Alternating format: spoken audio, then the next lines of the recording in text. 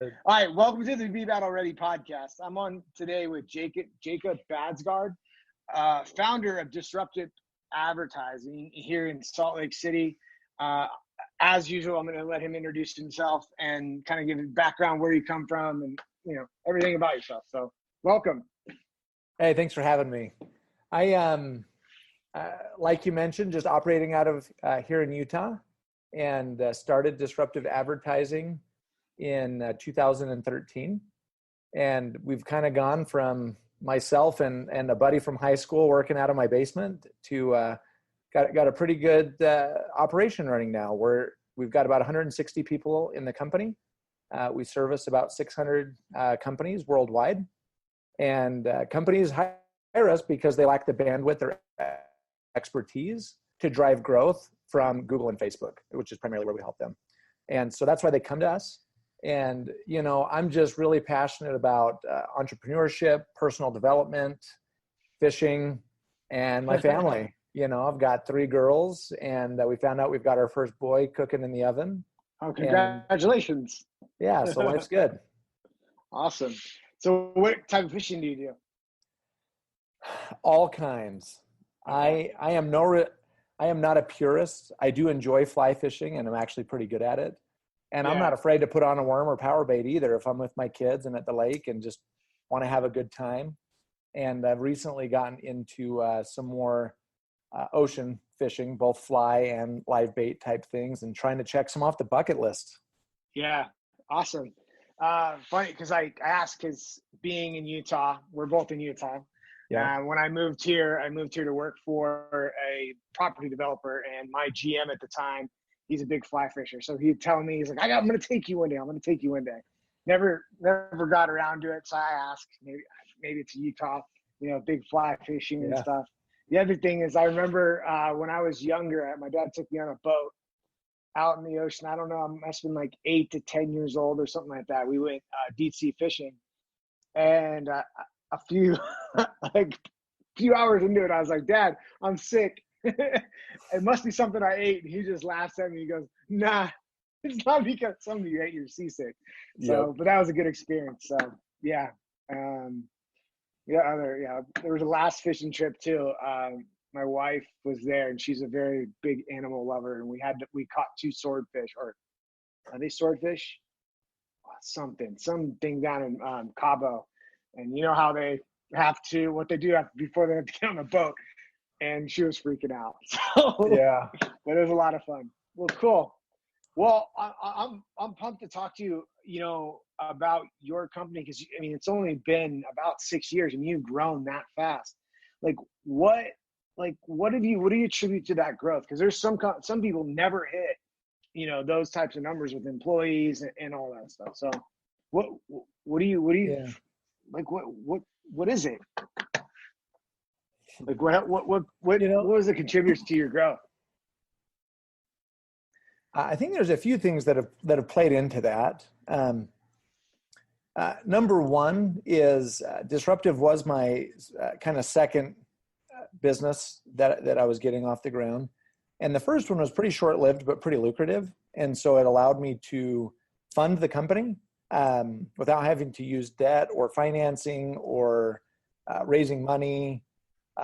And it allowed me to just move faster. I didn't have to take a salary. I didn't need it to be successful immediately. And so I could kind of take the time to be a little bit more selective on the employees that I brought on, a little more selective with our clients. And, I didn't realize at the time, but that probably accelerated our growth 2 to 3 years, just being in a good personal financial situation to go for it. Right. Yeah, that's interesting that you say that, because, I do want to dig into that, because a lot of people, they either take on debt, raise money, or they bootstrap it. And I think, I want to know, did you take a bootstrap mentality even though you had the funds, or were you funding ahead of your growth? If you understand what I mean? People will they won't take on things that they would help them increase the capacity in their business. And because they're just starting out, they have a very tight budget. But if you have money going into it, do you feel like that? What did you do differently versus that? Well, I think there's a couple of things that played out And again, at the time, I didn't really even realize that it was a big deal. But in hindsight, I can see that it was pretty impactful. And just in terms of scale, like when I started the business, my total monthly liabilities, I no longer had any debt. We had a decent amount saved. And my total monthly expenditures that I had to pay for personally were like a couple of grand a month. Like it was just, we were in a good spot. And what was great about that is it kind of took that pressure and stress off that can exist in the bootstrapping situation of I've still got to make the bills, still got to do all of those things. And it was nice that, I felt blessed and lucky to be in a situation where we didn't have to worry about that too much. We basically didn't need to make any money off the business for 2 years and we'd be okay. And in addition to that, I only wrote one check that I put in the company's bank account. And that was $50,000 that I just stuck into the operating account. And then I contributed a book of business that I had that was about $35,000 a month in contracts. And so that was kind of like my contribution to the company.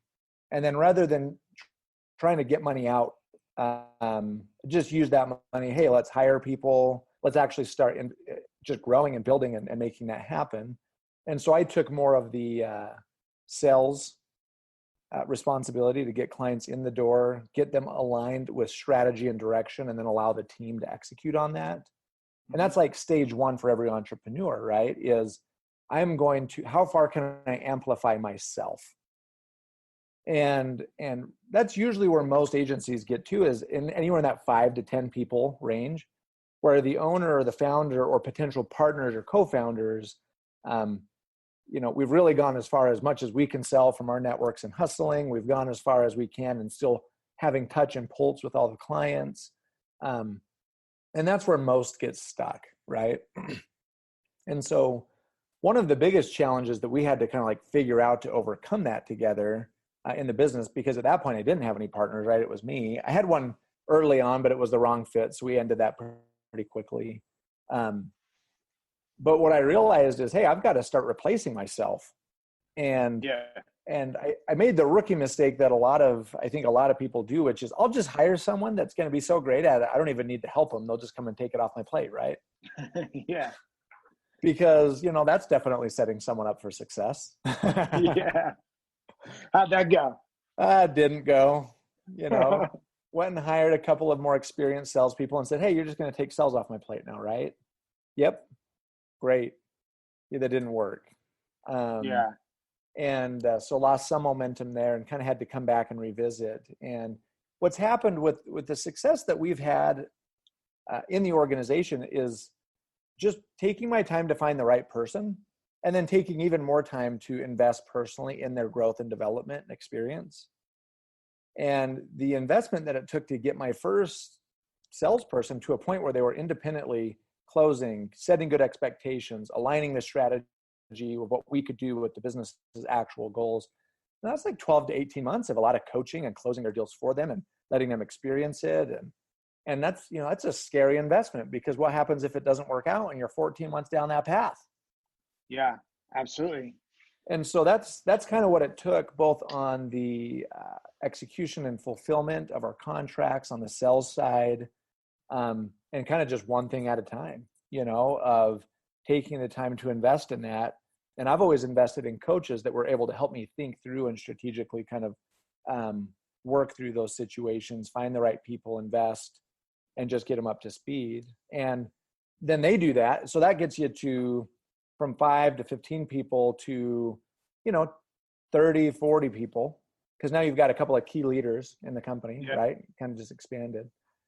Well, eventually then those leaders do the same thing. As I'm developing some leaders, they're now doing the same as well. And that's where we can only grow as fast as our leadership allows us to. And so that's really where we've had to invest a lot, is in developing that. And it's just a completely different game, and going from 5 to 10 people. And this year we're going from about 120 at the start of the year, and we'll be close to about 180 at the end of the year. We're about 160 now. And it's, it just feels like it's accelerating.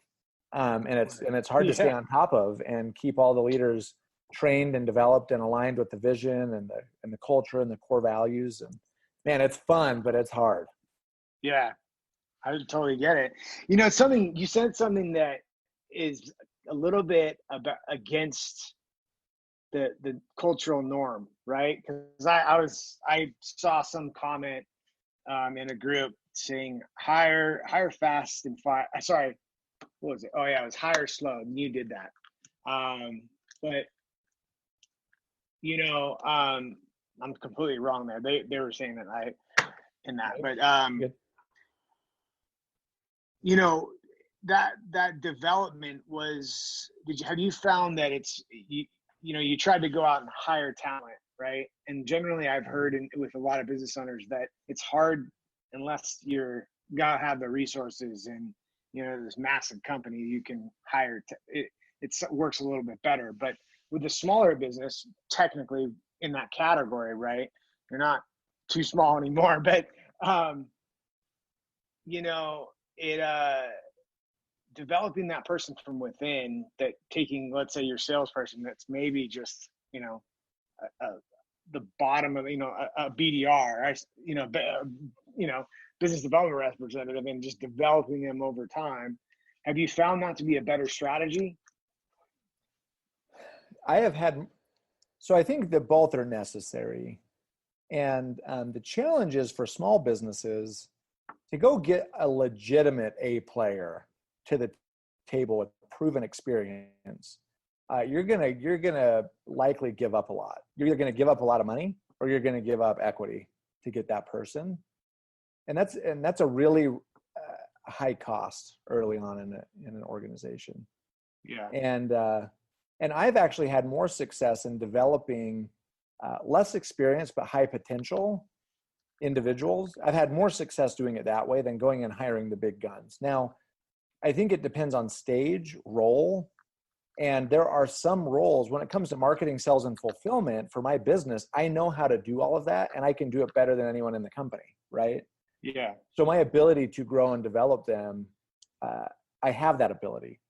Yeah. When it comes to a finance person or an IT person or the developers that we've needed, that's where I've had to go and just, you know what, I'm just going to have to pony up and pay for these people and get the right ones. And I've always taken more of I'll take the risk and I'll bet on myself and I'll pay with cash, and so, now I'm glad I did, because then I haven't diluted myself too much in the organization. And, the risk hasn't worked out every time, but for the most part, those are the roles that I've had to do that with. And then the ones where I'm strong in, I've been able to go more of the development route. Awesome.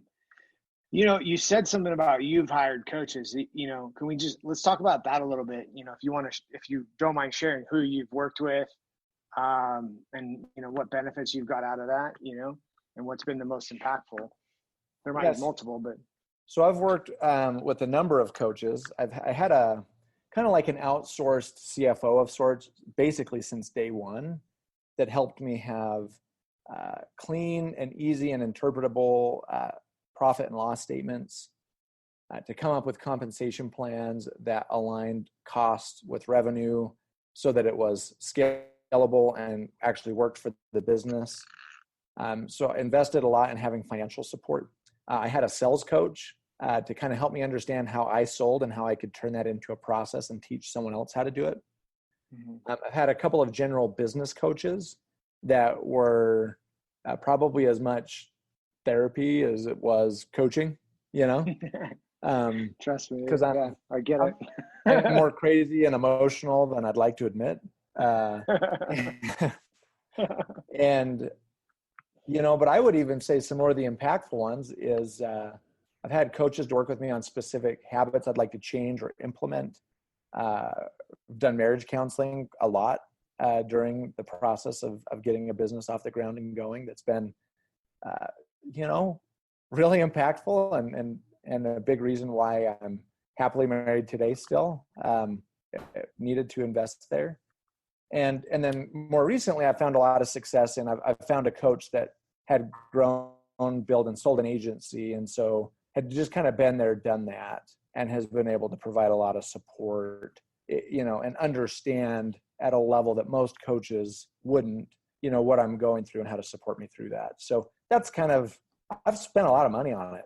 I actually totaled it up last year, but I'm probably over 400 grand in just coaching at this point in the business. And it's not uncommon, I mean, I know some entrepreneurs I know have shared their numbers, and it's big numbers. Some of them are in the millions. Yeah. And it's the main thing. It's getting access to what you don't see, right? I mean, I commend you for doing the marriage counseling, because I think that's should come as a standard package when someone's starting a business and married. I mean, it's I follow Wake Up Warrior and Garrett White, and I don't know if you've experienced them, but he said the trifecta of insanity is being married, having kids, and running a business. Yeah. So he said the bonus is if you work with your spouse. So yeah. And it is tough. It's because there's a lot of uncertainty at times, and yeah. Well, what are some tips you can give some business owners to really kind of embody that, being battle ready and building that battle ready business? I mean, you've done really well. You've built this amazing business, and what are some things that you would recommend if you were, someone was where you started, in 2013, and you were mentoring somebody like that, like the guy's mentoring you, and they're like, I want to get to you. Like, what would that be? Yeah. It is interesting. If I walked myself in to our office and operation now 5 years ago, I don't even know if I'd have believed, no way. Right? I think we all like to believe it's going to go crazy well, but then in our heart of hearts, we kind of don't know if it's really going to. Yeah. And if I were to go back and mentor myself or someone in a similar situation, it would almost have nothing to do with the business, because the experience of building and growing a business is like a beautiful, hard, ugly thing. It's just like everything. And I think the experience is very fulfilling. And I wouldn't even want to take away a lot of the roadblocks that I had to work through, because if I didn't experience that in a real way, I wouldn't be the leader that I am today if I wasn't the crappy leader that I was a few years ago, and figuring that out. But what I would have spent the time, or what I would have counseled my younger self was, there's never enough money. There's never enough cool cars. There's never a big enough house that will ultimately fill your cup, right? That's because it doesn't fill the cup. Yeah. And for myself as a religious person, I would say the only person that can fill my cup is myself and God, right? Because if I expect my wife to do that, or people at work to do that, it actually becomes a pretty twisted relationship if I can only be happy if other people allow me to be happy, right? That's pretty interesting. And so I would just say, look, you're the only one that can do that for yourself. And if you're not prioritizing and filling your cup each day, you won't end up with the business that you want. You won't end up with the marriage that you want. You won't end up with the relationship that you want with your kids.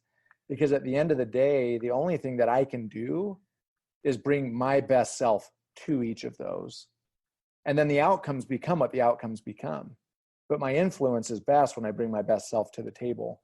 And so the last 18 months or so have really, I tried quite a few times, but really figured out a good morning and daily routines that I do.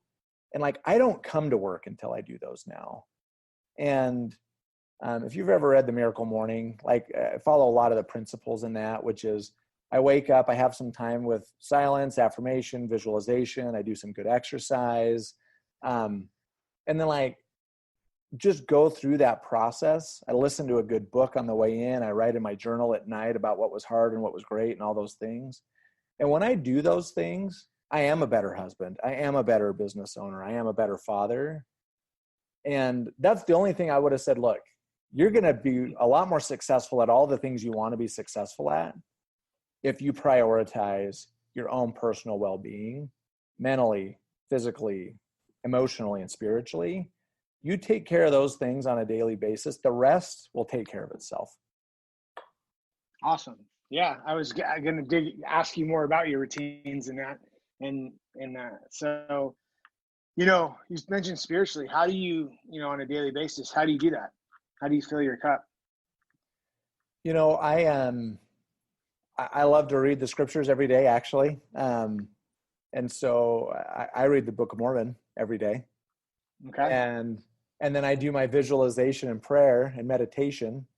And for me, spirituality is, I think religion and spirituality sometimes get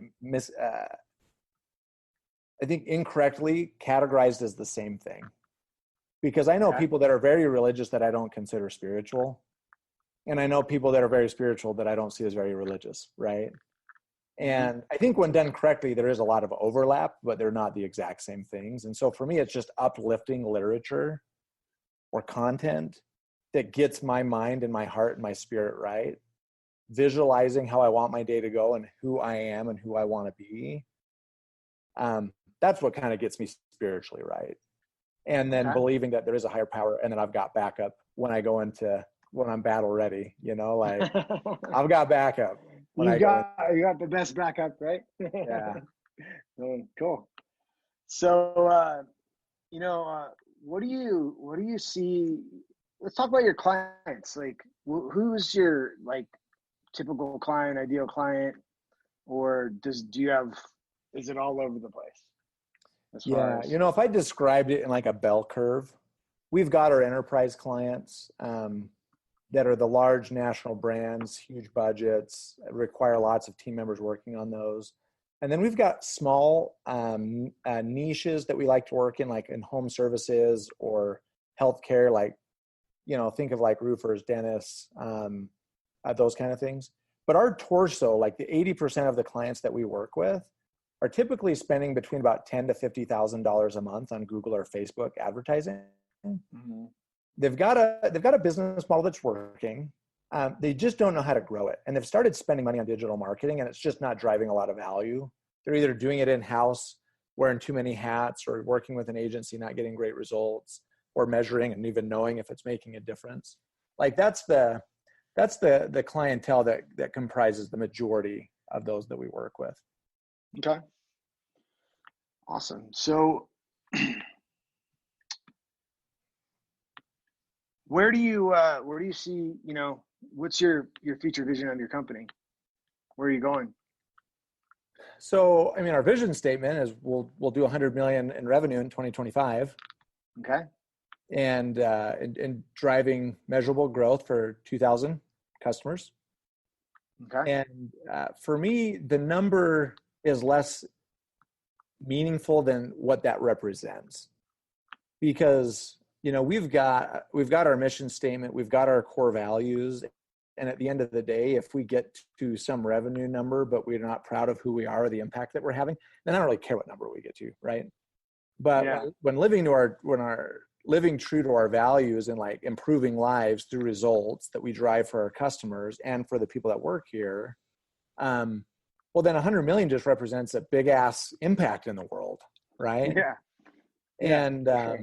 And so like for us, the things that I personally do and find a lot of satisfaction, I have no desire to sell this business. I'm not growing it to sell it, which is weird because as an entrepreneur, everyone asks you, what's your exit strategy? And I'm like, my exit strategy is to build a company that I'm proud to be a part of forever, that is profitable.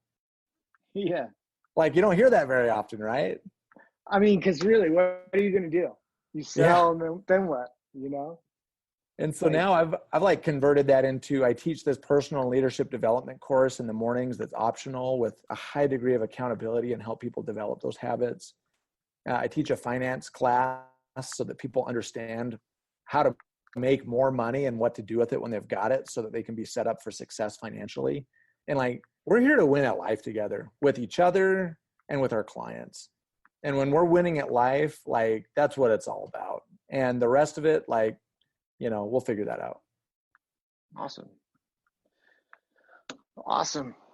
Cool. Well, I appreciate your your time and tell us how to get a hold of you. Yeah, personally, I'd love to connect. I'm the most active on LinkedIn. It's just Jake Baadsgaard. There's 4 A's in my name, so you should be able to track that down pretty easy. And then as a business, if you find yourself in that stage where you're lacking some bandwidth or expertise to kind of grow to the next level, that's what people use us for. And you can just reach out to us on disruptiveadvertising.com.